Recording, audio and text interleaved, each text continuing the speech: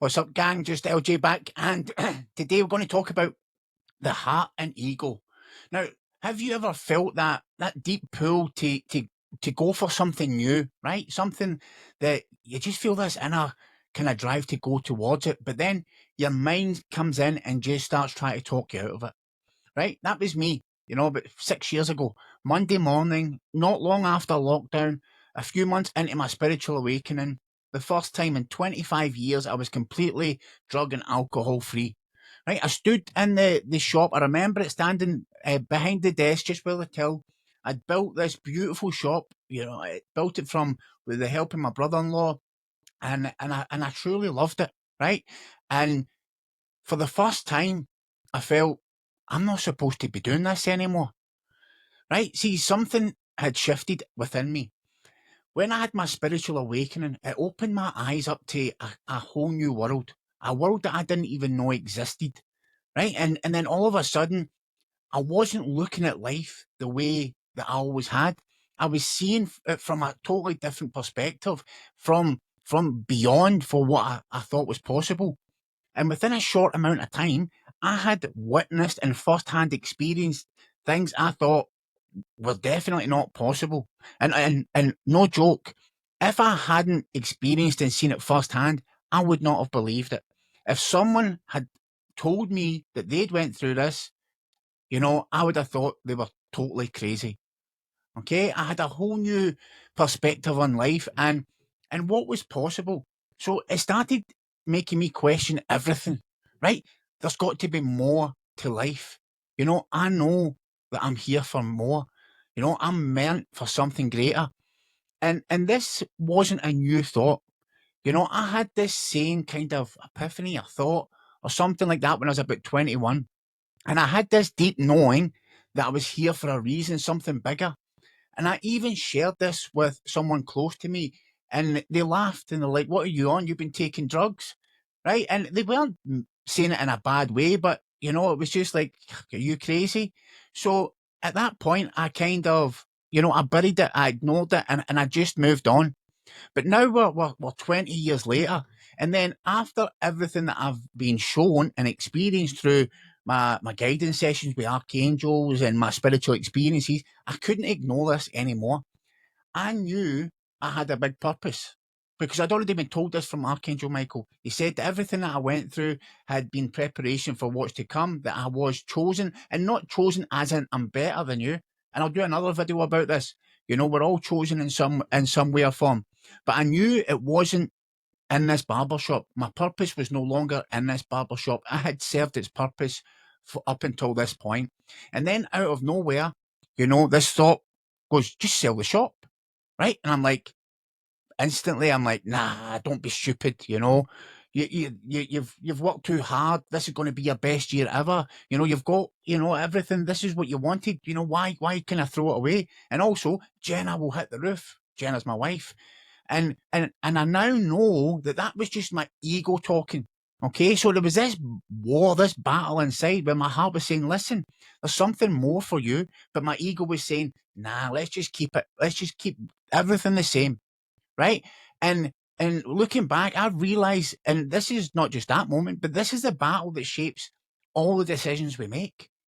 But anyway, I still wasn't sure what to do. And I'd been messing about with runestones, okay? And they were helping me kind of cultivate my intuition. I loved Vikings, and they used them for like guidance, self-reflection. And they're like, they're little runestones. And each one carries a unique meaning and for like fate, personal growth. And you draw them and you throw, there's different ways to spread them, but you throw them. So I needed clarity, right? Something outside of my mind. So I grabbed my runestones and I done a 3 spread, right? And the middle one was the one that stood out to me. It was just like a capital I. It's ISA, it means, but it means ice, right? And at that moment, I had this realization. He said, if you don't move now, nothing's going to change. This is what the rest of your life will look like. And that's when I knew this wasn't just a random thought. This was my heart speaking. Okay. And yes, I listened to that voice and I immediately put the shop up for sale. And I didn't tell anyone, I didn't tell my wife, but That's a story for another video, okay? Because it's quite crazy. But yes, I did listen to that voice, right? The voice has always been there, but I've never listened to it. Okay, this is why I've ended up causing myself so much shit over the years. Every time I was about to do something that I knew I wasn't supposed to do, I would have this little voice telling me, no, don't do it. Or I would have this like gut feeling, this funny feeling in my stomach to say, no, don't do it. But you know what? I would do it anyway, and then I would end up paying the price.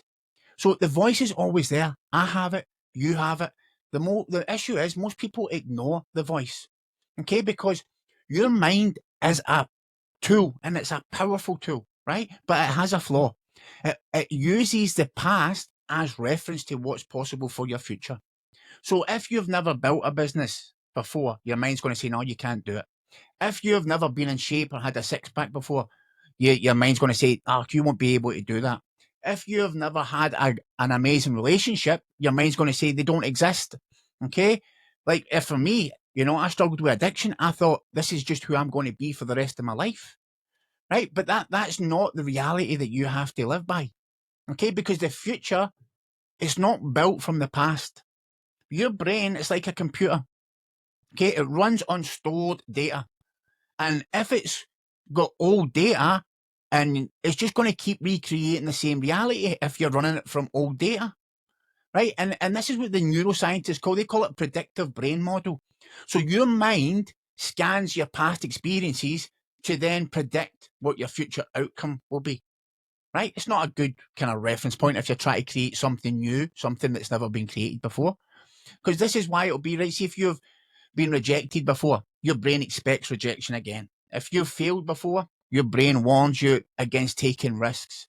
If you've had toxic relationships, your brain expects the same kind of thing in these new ones, right? So it's always kind of going back to the past. And that's a bit of an issue, would you not say? So what if you're trying to create something that you've never experienced before? Okay, you cannot use your past to build a new future, right? It's about listening to the heart. Okay, because the heart will always speak first, and then your mind will try and talk you out of it. I've had more than two mentors, but two amazing mentors that drummed this into me. Okay, and think about it. Think about the last time you had a gut feeling, right? And you had that quiet voice saying, and you were all excited, go for it. That wasn't logic. That wasn't overthinking. That was just straight, pure intuition. That was a heart guiding you. But then, about a millisecond or a second later, you get this, nah, you can't do it. It's not practical. You're not ready yet. What if you fail? People will judge you. Sound familiar?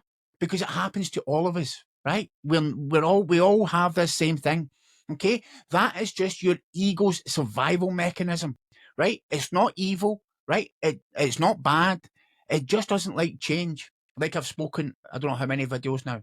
Okay, and this is what's called the negativity bias. Your brain is wired to fear the unknown, right? If it doesn't know and it's new, it's feared. It's wired to fear it, right? So when you listen to the fear instead of that intuition, that inner guidance, then you play small, right? You hesitate, you stay stuck. You'll never create the life of your wildest dreams if you listen to fear. As I say to you, fear is not to stop you. You need to go through the fear, because if you don't, you'll look back year after year after year and nothing will have changed. Okay, if you change nothing, nothing will change. Big change requires big change, right? Okay, and not because you're not capable and you're not good enough, you're not worthy, right? No, the only reason why you haven't created the change is because you didn't trust the signals, you didn't listen to the heart.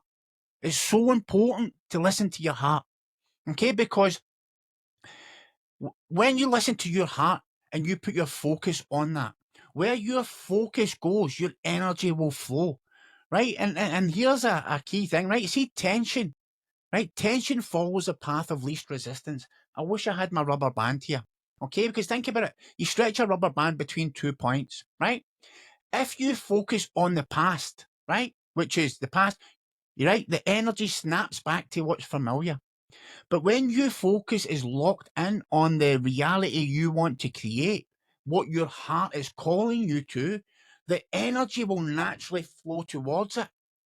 Okay, but what happens is people they focus on this and then they focus on that. So then it snaps back. So they don't keep focused on what it is they want to create. It's so important to keep your focus on what it is you want to create, regardless of the fear, regardless of the doubts, regardless of anything. Okay, this is why people stay trapped in cycles. They focus on their past pains, so they keep experiencing it. They focus on their failures, so they repeat them. They focus on what's realistic, so they never create anything new and something magical. Okay, but if as soon as you shift your focus, right, you shift your focus, if you lock in on your vision of what it is you're trying to create and you refuse to look away, your life will start to change. Now, not instantly, not effortlessly, but inevitably. Because what you focus on creates, right? Your focus creates your reality. Okay, so how would you do this, right? How do you step into the unknown when your mind fights it? This is the drumroll big answer. You do not wait for certainty. You move in faith. Right? See, right now, this video, I am moving in faith. I have no idea if anyone's going to watch this, wherever it's going, but you know what? I know that as long as I continue making videos, making content with that intention to serve others, I will make a success of this. I will make a dream come true. I know that, right? And yes, I still have the fears. Nobody's going to watch this to doubts, but you know what? I just said, you know what? Be quiet. This is what I want to do. I love doing it, so I'm doing it. I'm just taking the steps, moving, and I'm not letting anything derail me or sidetrack. Okay? And faith doesn't mean blindly just hoping. Faith means acting as if the vision is already real.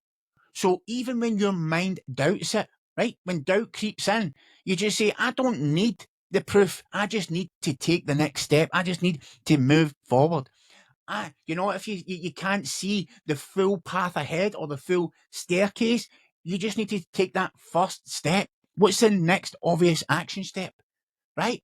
If you want to get the body, it's join a gym. If you want to, start a new hobby, book a class. If you want to learn something, get a book. Whatever it is, there's always an action to take. There's no such thing as inaction. You're either moving towards the vision or away from it. If you're not growing and learning towards it, you're moving away from it. Right? There's always a step to take. And if you tell me there's not a step to take, I'm going to call you a liar. Right? Because that's an excuse. There's always steps to take. Right? Because I've learned a lot of things on this journey. And I am no expert and I'm no guru. Right? But I know when it comes to this kind of stuff, I know from first-hand experience, how to create things that you want because I've done it. My wife, I created her because she was way out my league, right? And I knew from the moment I met her that I was going to marry her. I created my barbershop, my sobriety, when there's so many other things, but when I put my conscious focus on something and keep it on it, it creates. Same as what I'm going to do with YouTube. So in years to come, people will watch this video and they'll say he was right because in years to come, I will be, have this successful YouTube channel. Right? Because your mind won't give you confidence before you act. Confidence comes from action. And there's a great article, I think is it Mark Manson, him that wrote that book, How to I can't remember, but he done an article about that, right? Confidence comes from action. And your mind won't give you proof that it's possible. Proof only shows up after you commit. Okay? You do not need certainty. You just need the courage to trust the signal and move in the direction that you want to go, right? There's no looking back, right? The past is in the past. We're not going in that direction. We keep focused on the future, okay? If you make that decision, you will change everything, right? So let me ask you, right? What is your heart telling you to do right now, right? What is that dream? What decision have you been avoiding because you're too scared? That the mind keeps talking you out of it. Drop it in the comments below. Let's talk about it. Because see, at the end of the day, no one's going to take that step for you. Right? You're the one that has to take it. And if I can help you in any way to take that step and I can inspire you, this is why I'm doing this. Right? Because your mind thinks, but see, your heart knows. Your heart knows exactly what's right for you. Your heart will never lie to you. Never, ever lie to you. So when you go for your heart, you will create that. I promise you. If it's coming from your heart and it's not coming out of lack or scarcity, then you will create it. Okay? Listen, thank you for watching to the end. I love you so much. Have a great day. And I have another video for you right here. And I'll catch you on the next one.